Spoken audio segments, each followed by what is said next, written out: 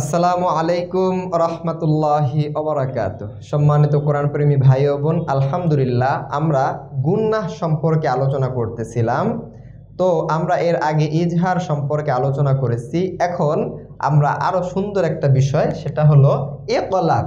এখন ইকলাবের হরফ চেনা খুবই সহজ, কারণ ইকলাবের হরফই হলো একটা।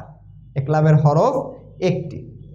নুনে সাকিন বা তানভিনের পরে যদি বা আসে, নুনে সাকিন ও তানভিনের পরে যদি বা আসে, তাহলে উক্ত নুন সাকিন বা তানভিনকে ছোট মিম দ্বারা পরিবর্তন করে পড়তে হবে। আচ্ছা, ছোট মিম কোরআন শরীফের ভিতরে এই ইকলাব আসলেই আপনারা দেখতে পারবেন এরকম একটা ছোট্ট মিম আছে।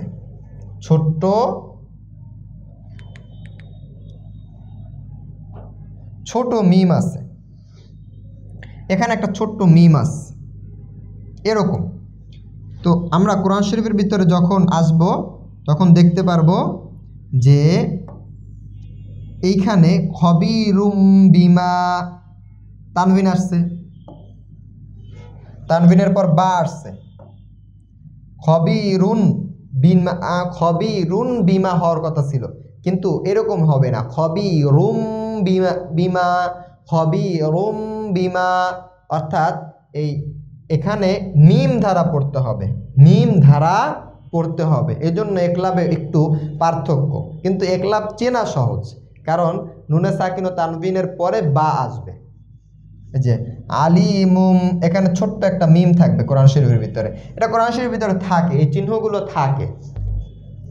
মিম বা আদি মিন, মিমের উপর নুনের উপর সাকিন আছে এবং পরে কি আসছে? বা আসছে। এজন্য এখানে কি হবে? ইকলাব করে পড়তে হবে। মিম বাদি, মিম বাদি, মিম বাদি, মিম বাদি। তাহলে আমরা ইকলাবের গুন্না সম্পর্কে ধারণা পেলাম। ইকলাবের গুন্না হলো নুনে সাকিন ও তানভিনের পরে যদি বা আসে, তাহলে সেই বাকে আমরা মিম ধারা পরিবর্তন করে পড়ব। বার উচ্চারণ না, মিমের উচ্চারণের মতন পড়ব। মিম বাদি, মিম বাদি, নুনকে মিম ধারা পরিবর্তন হবে।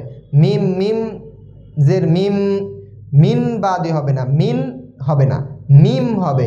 অর্থাৎ ইকলাবে নুনে সাকিন পড়ে যাবে, অর্থাৎ মিম চলে আসবে। মিম বাদি। তাহলে আপনারা অবশ্যই বুঝতে পারছেন যে ইকলাব কি? ইকলাব এর হরফ একটি, বা নুনে সাকিন ও তানভিনের পরে আসে এবং এখানে নুনকে মিম দ্বারা পরিবর্তন করে পড়তে হয়। আপনারা প্র্যাকটিস করলে অবশ্যই পারবেন ইনশাআল্লাহ। দেখা হবে পরবর্তী ক্লাসে। আসসালামু আলাইকুম ওয়া রাহমাতুল্লাহি ওয়া বারাকাতুহু।